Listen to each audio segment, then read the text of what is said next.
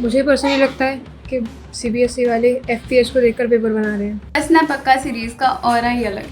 हर सवाल का जवाब फंसना पक्का है। ये नहीं देखा तो क्या देखा। स्वागत है ह्यूमैनिटीज की नंबर 1 क्वेश्चन आंसर सीरीज में। Class 12th history chapter number 3 kinship का क्लास का फंसना पक्का है। इस एक वीडियो को देख लिया, सारे क्वेश्चंस प्रिपेयर हो जाएंगे। Let's begin. टॉपिक नंबर 1 का 8 मार्क का क्वेश्चन आता है। वीएस सुक्थांकर के बारे में पूछता है। अब अलग अलग वर्ड्स के साथ आ सकता है, कैसी भी फ्रेमिंग हो सकती है क्वेश्चन की, लेकिन वीएस सुक्थांकर की जो डिटेल्स है ना वो एक ही टॉपिक में है, टॉपिक नंबर 1 में हमारे। तो अगर वीएस सुक्थांकर क्वेश्चन में दिखेगा तो यहीं से तुम्हें कुछ ना कुछ आंसर करना पड़ेगा। तो अब देखो, एमसीक्यू में भी आ सकता है, पूछ सकता है कि under the leader of dash एक प्रोजेक्ट चालू हुआ था तो किसकी लीडरशिप में था, तो टिक लगा देना, वीएस सुक्थांकर की लीडरशिप में था। ये कौन थे? एक संस्कृतिस्ट थे। एंड ये प्रोजेक्ट कब स्टार्ट हुआ? ये प्रोजेक्ट स्टार्ट हुआ 1919 में। एंड इस प्रोजेक्ट में इनका काम क्या था? ये एक बेसिकली हमारा क्रिटिकल एडिशन यानी कि एक स्टैंडर्ड एडिशन ऑफ महाभारत को प्रिपेयर कर रहे थे अंडर द लीडरशिप ऑफ सुक्थांकर साहब। डजन्स ऑफ स्कॉलर्स ने अलग अलग जो हमें संस्कृत मैन्युस्क्रिप्ट्स मिल रहे थे उनको कलेक्ट करना चालू किया, उनको स्टडी करना चालू किया और उनको कंपेयर किया उनके वर्सेस को, और जो सबसे कॉमन एलिमेंट्स थे उनको इस महाभारत की क्रिटिकल एडिशन में डाला गया था।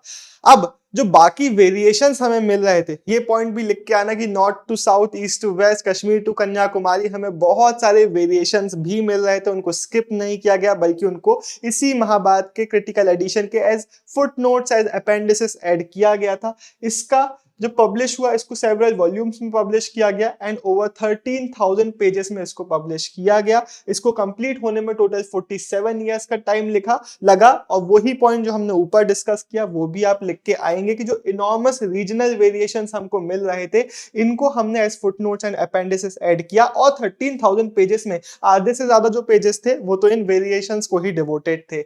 नीचे क्या डिस्कस किया गया है कि दो चीजें क्लियर हो गई थी। एक चीज ये क्लियर हुई थी कि बहुत सारे कॉमन एलिमेंट्स हमें अलग अलग संस्कृत मैन्युस्क्रिप्ट्स मिल रहे हैं, बहुत अलग अलग रीजन्स में हमें महाभारत के टेक्स्ट मिल रहे हैं, लेकिन सब में कुछ चीजें, कुछ एलिमेंट्स ऐसे हैं जो कॉमन है। और फिर दूसरी चीज यही थी कि कुछ रीजनल वेरिएशंस हमें देखने को मिलते हैं एंड इससे भी हमें सोसाइटी के इंटीग्रेशन के बारे में पता चलता है। अब नीचे मैंने थोड़ा सा एक गैप करके कुछ डिटेल्स यहाँ पे लिखी हुई हैं। ये क्यों है? इससे ज्यादा क्वेश्चंस नहीं आते, लेकिन इस टॉपिक नंबर 1 की ही ये डिटेल्स हैं। तो इसको अगर आप बिल्कुल ही भूल चुके हैं, आपको याद ही नहीं है टॉपिक नंबर 1, तो इसको आप एक बार रीड मार सकते हैं। मैंने बस अलग से डाला हुआ है क्योंकि इसके मेजरली क्वेश्चन उतने नहीं आते हैं जितना ऊपर वाला टॉपिक इंपॉर्टेंट है, लेकिन बिल्कुल याद नहीं है तो एक बार रिवाइज कर सकते हैं। हम बढ़ते हैं हमारे नेक्स्ट क्वेश्चन के ऊपर जो हमसे पूछ रहा है महाभारत की सेंट्रल स्टोरी किस बारे में है, वो पैट्रिलिनी कैसे शोकेस करती है या फिर वो सोसाइटी में थ्रोन सक्सेशन कैसे दिखाती है, ऐसा कुछ भी क्वेश्चन आ सकता है। तो हम देखते हैं महाभारत की सेंट्रल स्टोरी है किस बारे में। वैसे अगर आप सोच रहे हैं मैं इतना साइड में हूँ क्या, शांति से क्यों पढ़ा रहा हूँ, क्योंकि किसी का कॉमेंट आया था कि भैया आप बीच में ना आया करें, हमको इसका स्क्रीनशॉट लेना होता है, आप साइड में खड़ा करें। इसलिए अगर आपको मैं उछलता कूदता ही पसंद था तो आप कॉमेंट में बता सकते हैं। तो महाभारत क्या थी? It was a feud, it was a basically a war over land and power. हमारे कुरु फैमिली के, हमारे कौरव और पांडव थे जो कि अब लैंड के लिए, अब थ्रोन के लिए एक दूसरे से लड़ रहे थे। तो दे वर टू वॉरिंग कजन्स जिनके बीच में बैटल हो गई थी एंड पांडव जीते थे। एंड पांडव्स की विक्ट्री के बाद हुआ क्या था, हमें महाभारत में बताया गया था बहुत अच्छे से कि पैट्रिलिनियल सक्सेशन हुआ था। मतलब जो थ्रोन था वो एल्डेस्ट बेटे के हाथ में गया था। विमेन का यहाँ पे रिसोर्स में कोई भी एक्सेस नहीं था। विमेन का एक अलग से क्वेश्चन हम आगे जाके देखेंगे। अब पैट्रिलिनी में क्या होता था, सन्स जो थे वो अपने पापा की डेथ के बाद पापा के जितने भी रिसोर्सेस हैं उसको क्लेम कर सकते थे, लेकिन विमेन का इसमें कोई क्लेम नहीं होता था और एल्डेस्ट सन को स्पेशल शेयर मिलता था। और रूलिंग डायनेस्टीज के केस में जो थ्रोन होता था वो भी एल्डेस्ट सन के हाथ में चले जाता था। अब क्वेश्चन मान लेते हैं विमेन के कन्यादान के बारे में पूछता है, या फिर क्वेश्चन मान लेते हैं विमेन के स्टेटस के बारे में पूछता है। इससे रिलेटेड एक और क्वेश्चन हम थोड़ा आगे जाके देखेंगे, तो इसलिए विमेन का स्टेटस की जो डिटेल्स है कुछ हम यहाँ पे देखेंगे, थोड़ी सी हम आगे भी देख रहे होंगे। तो क्वेश्चन जब इस टाइम पीरियड के, हमारे महाभारत के टाइम पीरियड के विमेन के स्टेटस के बारे में पूछेगा तो आप क्या लिख के आएंगे? पहली चीज कि विमेन को रिसोर्सेस का कोई एक्सेस नहीं होता था अकॉर्डिंग टू हमारे रूल्स। हमारे सोसाइटी में एक्सोगमी को ब्राह्मण सपोर्ट कर रहे थे, हेंस आउटसाइड द किन मैरिज को डिजायरेबल समझा जाता था, एंड इसका मतलब ये भी था जो यंग गर्ल्स एंड विमेन थी हमारे हाई स्टेटस की फैमिलीज की, उनको बहुत ज्यादा रेगुलेट किया जा रहा था, उनको कंट्रोल करने की कोशिश की जा रही थी कि भाई इसको राइट टाइम पे राइट पर्सन के साथ शादी कराएंगे, लव मैरिज वगैरह में ना भाग जाए, किसी गलत इंसान के साथ बामन के चक्कर में ना फंस जाए।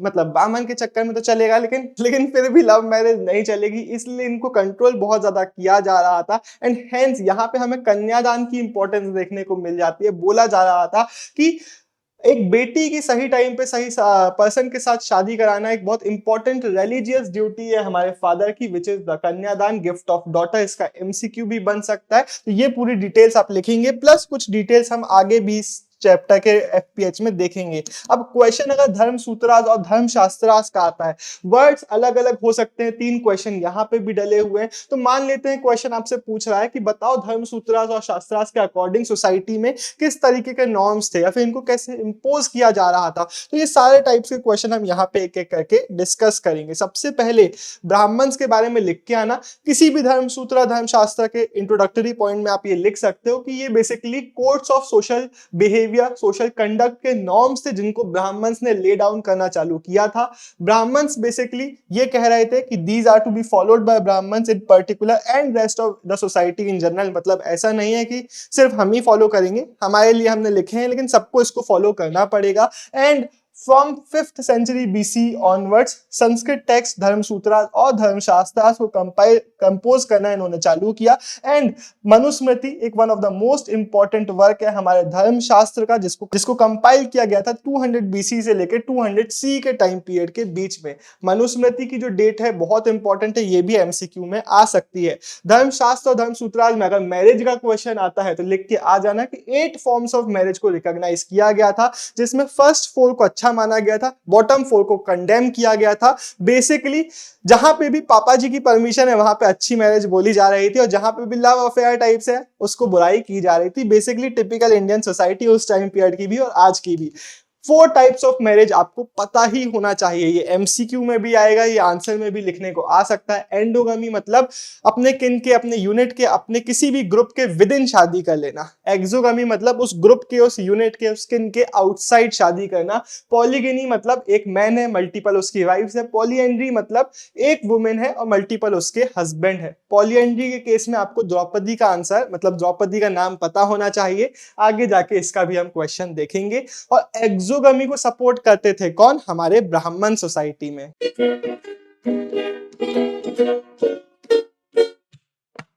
अब मान लेते हैं क्वेश्चन आता है कि द्रौपदी का marriage was a challenging episode, उसको एक्सप्लेन करो। या फिर वो पूछता है कि इसको इतना ज्यादा एक्सप्लेन करने की क्यों कोशिश की जा रही थी। ऐसा कुछ भी क्वेश्चन आता है तो आप क्या क्या लिख के आएंगे? आप लिख के आएंगे कि पॉलीएंड्री जो थी मे बी ये रूलिंग एलिट्स में एक्सेप्टेबल थी at some point of time. Wars वगैरह में शॉर्टेज हो रही थी विमेन की, मे बी उसके कारण ऐसा हो सकता है। बट हुआ ये होगा कि ब्राह्मण्स के बीच में, ब्राह्मण्स के ग्रुप में फेल इनटू डिसफेवर, ब्राह्मण्स इसको सपोर्ट नहीं कर रहे थे। इसलिए हमें महाभारत में जो पॉलीएंड्री का एपिसोड हुआ है जिसमें द्रौपदी की शादी 5 पांडव भाई के साथ हुई थी, ये पॉलीएंड्री को महाभारत में अलग अलग तरीके से एक्सप्लेन करने की कोशिश की गई है, विच क्लियरली शोज कि ब्राह्मण्स पॉलीएंड्री को उतना ज्यादा सपोर्ट और एक्सेप्ट नहीं कर रहे थे। कुछ हिस्टोरियंस का मानना है कि मे बी पॉलीएंड्री थोड़ा अनयूजुअल था, मे बी अनडिजायरेबल भी था ब्राह्मणिकल पॉइंट ऑफ व्यू से, लेकिन ये रीजन्स में चल रहा था। इवन आज की डेट में अगर हम बात करें तो हिमालयन रीजन्स में हमें पॉलीएंड्री के एग्जांपल्स देखने को मिल जाते हैं। अब हो सकता है शॉर्टेज ऑफ विमेन के कारण यहाँ पे किया गया हो या फिर कोई और रीजन हो। अगर मैं आपको एक बॉक्स की डिटेल बताऊं तो उसमें बताया गया है कि ब्राह्मण्स कैसे इसको अपने टेक्स्ट में एक्सप्लेन करते हैं। एक एक्सप्लेनेशन ये दिया जाता है, हालांकि ये पूछा अक्सर नहीं जाएगा, सोर्स बेस्ड में आ जाए तो आ जाए, but soon low interesting detail हमें यहाँ की देखने को मिल रही है। एक एक्सप्लेनेशन ये दिया जाता है 5 पांडव जो है हमारे वो इंद्र जी के अवतार हैं और हमारी द्रौपदी जो है वो उनकी वाइफ है, तो उनकी शादी उन 5 के साथ तो होना लिखा ही हुआ था। दूसरा एक्सप्लेनेशन ये भी दिया जाता है, ये व्यास जी हमारे एक्सप्लेनेशन दे रहे हैं कि एक विमेन थी जिसने 5 बार शिव जी से मेरी शादी करा दो, मेरी शादी करा दो, मेरी शादी करा दो, मेरी शादी करा दो, मेरी शादी करा दो मांग लिया था, जिसके कारण उसकी अब शादी 5 बार हो रही है। लेकिन अगेन 2 बार एक्सप्लेनेशन क्यों दिया जा रहा है, अब ये तो वही जाने, चोर की दाढ़ी में तिनका। हम बढ़ते हैं हमारे नेक्स्ट क्वेश्चन पे, जो कि बहुत इंपॉर्टेंट क्वेश्चन है, गोत्र के बारे में जो आपसे डिटेल पूछेगा। 2 रूल्स हैं गोत्र के जो आपको पता ही होना चाहिए, लेकिन 2 मार्क्स के लिए नहीं लिख रहे हैं हम, 3 मार्क्स के लिए लिख रहे हैं, तो कुछ और डिटेल्स आपको पता होनी चाहिए। वो ये है कि आफ्टर 1000 BC ऑनवर्ड्स हमारे जो ब्राह्मण थे उन्होंने गोत्र को क्लासिफाई करना चालू किया। हर एक जो गोत्र था वो किसी ना किसी वैदिक या किसी ना किसी ऋषि मुनि के नाम पे रखा गया था। फॉर एग्जांपल मेरा वशिष्ठ गोत्र है तो मैं वशिष्ठ जो ऋषि मुनि है उनका डिसेंडेंट हूं, उनका वंशज हूं, ऐसे बोला जा रहा था। एंड इससे रिलेटेड हमें 2 रूल्स देखने को मिल जाते हैं। पहला यह है कि शादी के बाद आप विमेन अपने पापा जी का गोत्र गिव अप करेंगे, अपने हस्बैंड का गोत्र को एक्सेप्ट करेंगी, अडॉप्ट करेंगी, एंड सेम गोत्र के लोग शादी नहीं कर सकते। Even if they insist you can not insist. इसी लाइन के साथ अब इसी से रिलेटेड कुछ क्वेश्चन और हैं जो आपको पता होना चाहिए। पहले आपको सतवाहनास का एग्जाम्पल पता होना चाहिए। अब वो कैसे भी आ सकता है, अगर क्वेश्चन मान लेते हैं ऐसे आता है कि ब्राह्मण्स के जो रूल्स थे वो कई बार फॉलो नहीं होते थे, उसके एग्जाम्पल्स दो, तो ऊपर हमने 2 रूल देखे गोत्र के, उसी का हम यहाँ पे एग्जाम्पल देखेंगे कैसे हर बार वो फॉलो नहीं होते थे। पहले सतवाहना रूलर जो थे वो पॉलीगिनस थे, पहली चीज हमें देखने को मिलती है, ये आप याद रखेंगे। सतवाहना रूलर्स के साथ हमें जो शादी देखने को मिलती है उनके नेम्स हमने स्टडी किए तो हमें पता चलता है कि जो विमेन थे वो गौतम और वशिष्ठ जैसे गोत्र को होल्ड कर रही थी, जो कि उनके पापा जी के गोत्र थे। लेकिन अब भी हमने रूल देखा कि पापा जी का गोत्र तो गिव अप करना है, तो ये एक रूल ब्राह्मण्स का नहीं मान रहे थे। दूसरी चीज हमें सेम गोत्र में शादी भी देखने को मिल जाती है, विच इज अगेन एंडोगमी की प्रैक्टिस है। लेकिन ब्राह्मण्स क्या बोल रहे थे कि सेम गोत्र में शादी नहीं करनी है, आपको एक्सोगमी करना है। तो दोनों रूल्स हमें ब्रेक होते हुए यहाँ पे देखने को मिल जाते हैं। तो अगर इसके क्वेश्चन में वो आपसे एग्जाम्पल्स भी पूछता है तो जरूर लिख के आना। अब यहाँ पे एक और सब क्वेश्चन है, हो सकता है जो सतवाहना वाली डिटेल्स है पूरा एक क्वेश्चन इसी का बस आ जाए, या फिर मेजरली क्वेश्चन ऐसे आते हैं। कोई और क्वेश्चन आएगा, मान लेते हैं ब्राह्मण्स की प्रैक्टिसेस का क्वेश्चन है, लेकिन उसमें ये भी पूछा गया है कि बताओ सतवाहनास का एग्जाम्पल से इसको एक्सप्लेन करो, एंड सतवाहनास में मम्मियों को इंपॉर्टेंस दी जाती थी या नहीं। तो आप लिख के आएंगे कि एक चीज तो यह है कि सतवाहनास मेट्रोनिमिक्स को फॉलो करते थे, मतलब उनके नेम में हमें मैटरनल साइड का नेम अटैच देखने को मिल जाता है। जैसे कि इंडिया में बहुत सारे लोग अपने पापा जी का नेम जो है वो अपने नेम के साथ अटैच करते हैं। यहाँ पे हमें मेट्रोनिमिक्स जस्ट उल्टी प्रैक्टिस देखने को मिलती है। लेकिन जो थ्रोन सक्सेशन था वो पैट्रिलिनियल था, तो यहाँ पे हमें थोड़ा सा ऐसा सिनेरियो देखने को मिलता है कि एक चीज में तो मदर साइड को इंपॉर्टेंस दी जा रही है, लेकिन उनको रिसोर्सेस में एक्सेस नहीं दिया जा रहा है। अब एक बहुत इंपॉर्टेंट येट बहुत इजी क्वेश्चन है, इसको थोड़ा सा आपको रिवाइज जरूर करना पड़ेगा, लेकिन अगर ये आता है तो आपसे इजीली बन रहा होगा। जो पूछेगा आपसे कि बताओ कि हमारे ब्राह्मण्स ने आइडियल ऑक्यूपेशंस कैसे कैसे बताई हैं, तो सबसे पहले हेडिंग बना देना ब्राह्मण्स और लिख देना कि वेद को पढ़ना और पढ़ाना, सैक्रिफाइसेस परफॉर्म करना और करवाना, एंड रिसीव गिफ्ट्स करना एंड रिसीव्स देना। इसके बाद हमारे क्षत्रियास का काम है वॉरफेयर में एंगेज करना, लोगों को प्रोटेक्ट करना, एडमिनिस्ट्रेशन का काम करना, जस्टिस प्रोवाइड करना सोसाइटी में बेसिकली, एंड वेद को पढ़ना, सैक्रिफाइसेस परफॉर्म करवाना ब्राह्मण से, एंड गिफ्ट्स वगैरह प्रोवाइड देना। थर्ड ऑक्यूपेशन है हमारी वैश्या, हेडिंग आप बना सकते हैं वैश्या, और उसके बाद लिखना कि जो लास्ट 3 काम है, to make gifts, to get sacrifices perform and to study the Vedas, ये 3 काम इन वैश्यास को भी असाइन किए गए थे। इसके अलावा इनको बोला गया था एग्रीकल्चर, पेस्टोरलिज्म और ट्रेड करने के लिए। और फोर्थ हेडिंग बना के आ जाना शूद्रास। यहाँ पे हमने बोल्ड किया हुआ, आपको ब्लू ब्लैक करने की जरूरत बिल्कुल भी नहीं है, आप नॉर्मल एक ही पेन से हेडिंग बना देना और वहां पे इनका काम लिख देना कि शूद्रास को बस एक काम दिया था, वो है to serve the higher 3 varnas. अब देखो एक 3 मार्क का क्वेश्चन हमने यहाँ पे देख लिया। एक दूसरा क्वेश्चन आता है कि ब्राह्मण्स कैसे इन चीजों को इम्पोज कर रहे थे सोसाइटी में। एक तीसरा क्वेश्चन आता है कि क्या ब्राह्मण जो बोल रहे थे वो सोसाइटी में फॉलो किया जाता भी था या नहीं जाता था। तो दोनों तीनों क्वेश्चन को हम एक एक करके देख लेते हैं। पहले हम देख रहे हैं कि वो स्ट्रेटजीज जो ब्राह्मण्स ने इवॉल्व की थी अपने धर्मसूत्रास और शास्त्रास को इन्फोर्स करने में सोसाइटी में। तो स्ट्रेटजीज में क्या क्या लिख के आना, ये बोलते थे कि डिवाइन ओरिजिन का है, ये किंग्स को एडवाइस करते थे कि अपने एरियाज में फॉलो कर पाओ, ये लोगों को परसुएड करते थे कि आपका जो स्टेटस है it is determined by birth, आप जिस कैटेगरी में बर्थ लिए हो उसी में रहोगे, उसी का काम करोगे। एंड फोर्थ, ये अपने जो आइडियाज वगैरह हैं उनको सोसाइटी की स्टोरीज वगैरह में, टेक्स्ट वगैरह में लिख के सोसाइटी के दिमाग में डालने की कोशिश कर रहे थे, उनको रेनफोर्स करने की कोशिश कर रहे थे। नेक्स्ट हमारा आइडियल ऑर्डर जो लेट था उसी के यहाँ पे आपको पॉइंट्स देखने को मिल रहे हैं एंड इसी को अगर आप याद करना चाहते हैं इसका आप स्क्रीनशॉट लेके रख सकते हैं, वही पॉइंट हमें देखने को मिल रहे हैं। अब नेक्स्ट क्वेश्चन हमारा क्या पूछ रहा है, वही जो मैंने पहले आपको बताया कि क्वेश्चन पूछेगा कि ब्राह्मण्स की बातों को हमेशा माना जाता था या नहीं। हो सकता है डायरेक्ट ऐसा क्वेश्चन आ जाए कि ब्राह्मण्स ने बोला था क्षत्रिय रूल करेंगे, लेकिन क्या एक्चुअल में ऐसा होता था, तो लिख के आना कि भाई नहीं। अक्सर जो पावर को मस्टर कर सकता था, जो ज्यादा लोगों को मोबिलाइज कर सकता था, वो रूल में आ जाता था। एग्जांपल्स में हेडिंग बनाना सबसे पहले मौर्यास, ये बुद्धिस्ट टेक्स्ट के अकॉर्डिंग ये क्षत्रियास थे, ब्राह्मणिकल टेक्स्ट के अकॉर्डिंग ये लोग लो ओरिजिन के थे। शुंगास एंड कन्वास ये जस्ट सक्सेसर थे हमारे मौर्यास के, ये ब्राह्मण्स थे। शाकास सेंट्रल एशिया से आए थे, इनको मलिच बुलाते थे ब्राह्मण्स, लेकिन ये लोग भी पावर में आ गए थे। सतवाहनास का केस हमें देखने को मिल जाता है। गौतमी पुत्र श्री सतकर्णी हमें देखने को मिल जाते हैं जो क्लेम करते हैं कि एक यूनिक ब्राह्मण है and destroyer of pride of Kshatriya है। इन सारे एग्जांपल से हमें क्या पता चलता है कि जरूरी नहीं है कि हर बात जो लिखी हो वो मानी भी जाती थी सोसाइटी में। अब शाका रूलर्स का one of the best rulers थे रुद्रदमन, इनके बारे में एक डिटेल याद रखना है कि इन्होंने सुदर्शन लेक को रिबिल्ड करवाया था। गौतमी पुत्र श्री सतकर्णी अभी हमने थोड़ी देर पहले देखा, इनके बारे में भी क्वेश्चन आ सकता है। तो पहली चीज इनके बारे में क्या याद रखनी है कि ये खुद को एक यूनिक ब्राह्मण बताते हैं and pride of destroyer of pride of Kshatriya बताते हैं। दूसरी चीज, ये ब्राह्मण्स की उस बात को मानते कि इंटर मैरिज नहीं होना चाहिए अलग अलग कास्ट ग्रुप में, तो उसको उन्होंने बैन करवा दिया। लेकिन तीसरी चीज, इनने खुद ने शादी कर ली इन द किन ऑफ रुद्रदमन, तो खुद ने उस प्रैक्टिस को फॉलो नहीं किया। तो अब इसको याद करने के लिए आप बस इसका स्क्रीनशॉट ले सकते हो। यहाँ पे बेसिकली फ्लोचार्ट मटेरियल आपके लिए डला हुआ है, हेडिंग्स में डला हुआ है। चाहो तो आप इसकी हेडिंग बना सकते हो, चाहो तो आप इसका एक फ्लोचार्ट सिंपल सा बना सकते हो आपके आंसर को ब्यूटीफाई करने के लिए। अब नेक्स्ट क्वेश्चन पूछ रहा है अनटचेबल्स की सोसाइटी में कंडीशन। क्वेश्चन आपसे पूछेगा कि मनुस्मृति में अनटचेबल्स के लिए, चंडालास के लिए क्या क्या बोला गया है, उसके बारे में डिस्क्रिप्शन दो। तो इसमें क्या क्या लिख के आओगे? ब्राह्मण्स ने कुछ सोशल कैटेगरीज को अनटचेबल बुला दिया था। बेसिकली अब कॉन्सेप्ट ये था कि ये लोग पॉल्यूटिंग काम करते हैं, हम प्योर लोग हैं, ये लोग पॉल्यूटिंग लोग हैं। एंड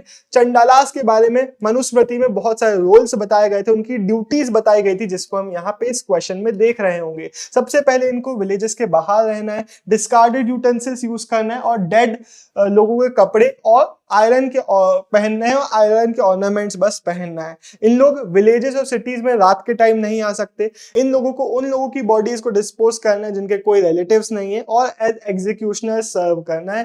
फाशियान का एग्जांपल आप लिख के आएंगे। बुद्धिस्ट चाइनीज पिलग्रिम्स हमारे जो यहाँ पे आए थे, इन्होंने अनटचेबल्स के बारे में बताया कि इन लोगों को साउंड क्लैपर यूज करना होता है स्ट्रीट में निकलते समय, ताकि कोई इसको देखे ना। इन लोग के साउंड क्लैपर को सुन के सब लोग इधर उधर मुड़ जाए। और एक और चाइनीज पिलग्रिम शुआनजांग के बारे में लिख के आना, ये 7th सेंचुरी में आए थे और इन्होंने बताया कि जो एग्जीक्यूशनर्स होते थे, जो स्कैवेंजर, जो साफ सफाई करने वाले लोग होते थे, इनको विलेजेस के, सिटीज के बाहर रखा जाता था। अब जैसे कि मैंने आपको पूछा कि विमेन का एक और क्वेश्चन हम देखेंगे, तो यहाँ पे हम क्वेश्चन देख रहे हैं कि मनुस्मृति में पैटर्नल एस्टेट को कैसे डिवाइड करने के लिए बोला था।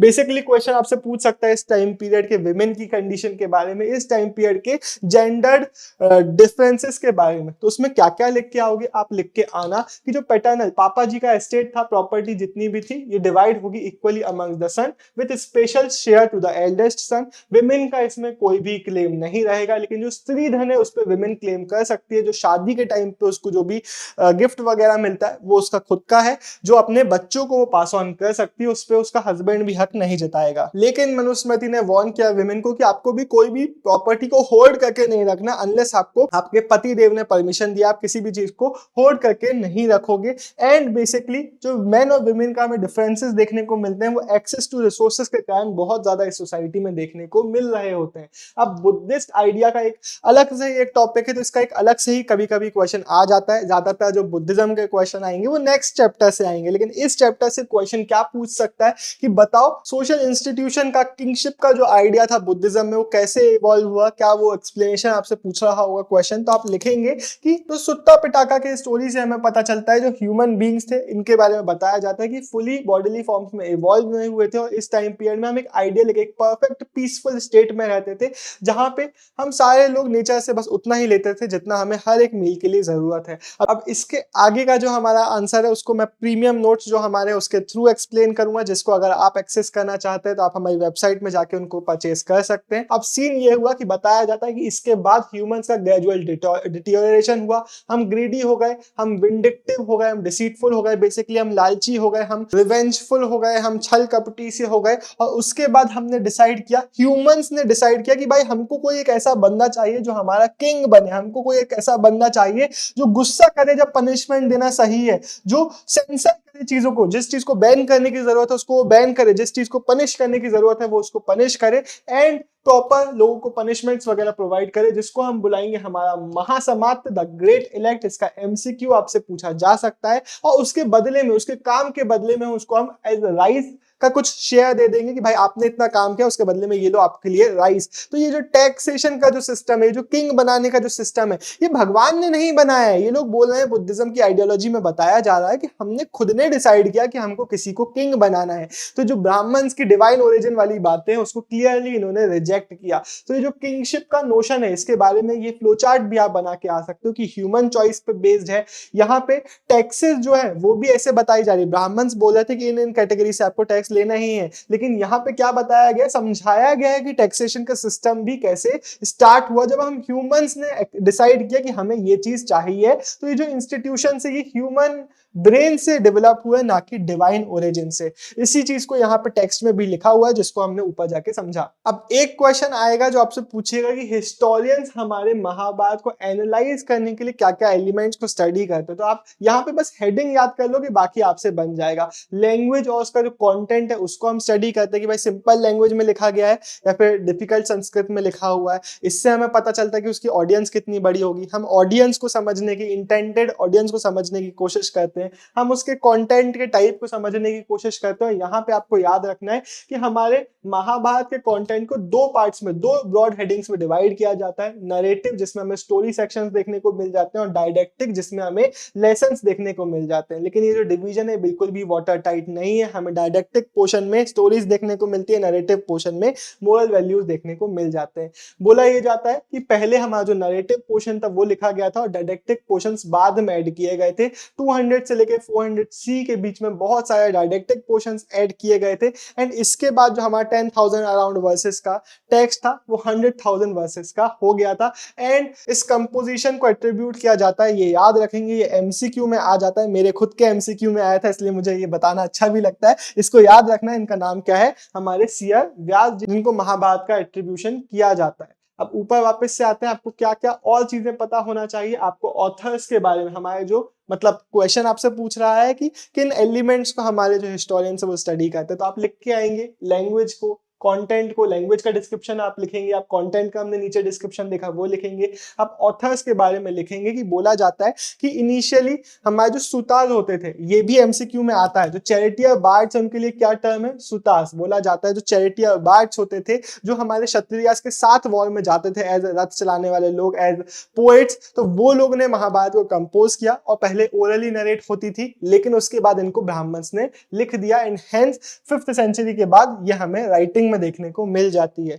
अब अगला क्वेश्चन आपसे बीबी लाल भाई के बारे में पूछेगा, और जैसे ही क्वेश्चन में बीबी लाल दिख जाए उनकी डिटेल्स बस यहीं पे है और कहीं पे नहीं है। अब एमसीक्यू में आता है तो हो सकता है वो पूछे कि कब इन्होंने एक्सकेवेशन स्टार्ट किए, 51-52 में, याद रखना। किसने किए, बीबी लाल ने किए। कहां पे किए पूछेगा एमसीक्यू तो लिख देना हस्तिनापुर के रीजन में किए। अब इन्होंने क्या बताया, इन्होंने 5 ऑक्यूपेशनल लेवल्स के बारे में बताया कि 5 लेवल्स हैं जिसमें हमें सिविलाइजेशन देखने को मिलती है। आपको याद आ गया होगा हमारा चैप्टर नंबर 1 जिसमें हमने ऑक्यूपेशनल लेवल्स की बात करी थी, लेकिन इसमें हम 5 ऑक्यूपेशनल लेवल की बात नहीं करेंगे। हम बात करेंगे हमारे सेकंड फेज की और हमारे थर्ड फेज की। सेकंड फेज का टाइम पीरियड याद, प्लीज इसको रिवाइज कर लेना, 12th से 7th सेंचुरीज बीसीई का, जिसमें हमें क्या क्या देखने को मिलता है। यहाँ पे जितनी हमने थोड़ी बहुत एक्सकेवेशन की है, हमें हाउस में प्लानिंग नहीं देखने को मिलती है, हमें वॉल्स देखने को मिलती है मड और मड ब्रिक्स की, ड्यूली इनकाउंटर्ड, मतलब हमें पता था ये हमें मिलेगा, हमें वो मिल गया। एंड हमें प्लास्टर में रीड मार्क्स देखने देखने को मिल जाता है, घास पट्टी का, घास वास का हमें प्लास्टर देखने को मिल जाता है, जिससे हमें क्या समझ में आता है कि इस टाइम पीरियड में ओवरऑल बहुत हाई लेवल ऑफ प्लानिंग, बहुत हाई लेवल ऑफ डेवलपमेंट नहीं था।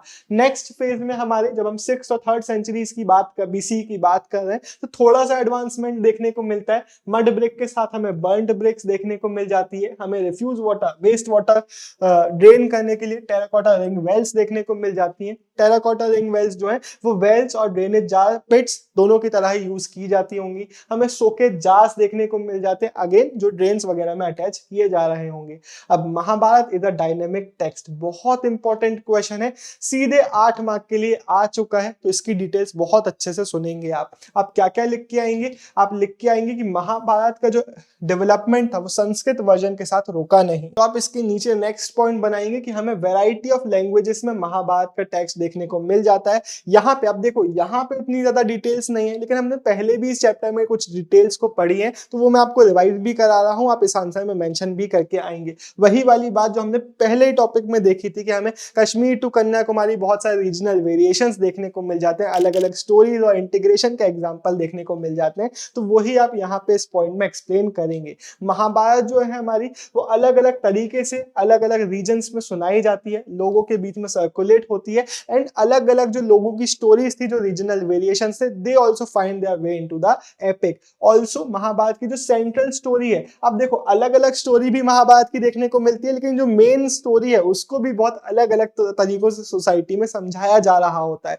फॉर एग्जाम्पल यही लिख के आ जाना, it is retold in different ways, कभी स्कल्पचर्स में, कभी पेंटिंग्स में हमें देखने को मिल जाती है। कुछ हिस्टोरियंस तो हमारे महाबलीपुरम का जो हमारा स्टोन हमें वो देखने को मिल जाता है, उसमें भी बोलते हैं कि अर्जुन जी तपस्या यहाँ पे कर रहे हैं, तो ऐसे एग्जांपल्स हमें देखने को मिलते हैं। और हमें महाभारत का ही जो डिपिक्शन है वो अलग अलग आर्ट फॉर्म्स में भी देखने को मिलता है। फॉर एग्जाम्पल, ये नीचे वाला नहीं दिखाना है, फॉर एग्जाम्पल प्लेज में, डांस में, अदर काइंड ऑफ नरेशंस में हमें महाभारत का डिस्क्रिप्शन देखने को मिल जाता है। नीचे वाला नहीं दिखाना है क्योंकि ये वाला क्वेश्चन जो है वो आप लोगों के लिए होमवर्क है, मैं आपको थोड़ा सा एक्सप्लेन कर देता हूँ एंड आप अपने दिमाग से इसको आंसर करने की कोशिश करेंगे कि कैसे integration within the framework of caste of in a very complicated process explain. इसमें आप एक्सप्लेन करेंगे कि कैसे कभी कभी ब्राह्मण्स कुछ बोल रहे होते थे, सोसाइटी में हो कुछ रहा था, तो जो पीछे हमने पॉइंट्स देखे, सतवाहनास के हमने पॉइंट देखे, पीछे हमने अलग अलग रूलर्स के पॉइंट देखे, हमने पॉइंट देखा कि महाभारत में कैसे बहुत सारे वेरिएशंस ऐड हो जा रहे थे। तो ये सारी जो चीजें हैं ये हमें सोसाइटी के